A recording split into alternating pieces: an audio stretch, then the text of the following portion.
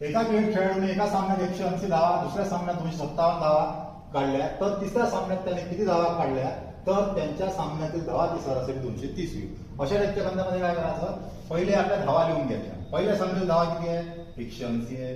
दुसऱ्या सामन्यातील धावा किती आहे, 257 आहे. तिसऱ्या सामन्यात किती काढल्या, काढायचे आहे. आणि सरासरी किती आहे, टोटल 230.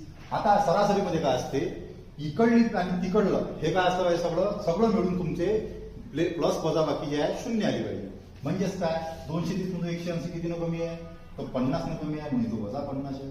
ह्या दोघांचा फरक. त्याच्यानंतर 257 230 पैकी किती जास्त आहे, तर प्लस 27 जास्त आहे. तसंच आता ह्या दोघांची आहे, ह्या दोघांचं काय करायचं, प्लस मायनस जे होईल ते करायचं. -50 प्लस 27 किती होते, तर -23 होते. -23 होते, तर -23 जर इकडे असं याचे शून्य काढले, मला काय लागलं, +23 लागलं. इकडे किती आलं पाहिजे, माझ्या याचं +23 आलं पाहिजे.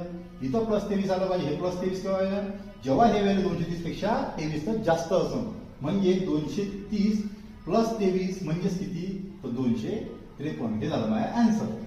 तो ऑप्शन नंबर पहिलं. अशाच टाईपच्या शॉर्ट ट्रिक्ससाठी चॅनल लाईक करा, सबस्क्राईब करा आणि शेअर करा. धन्यवाद.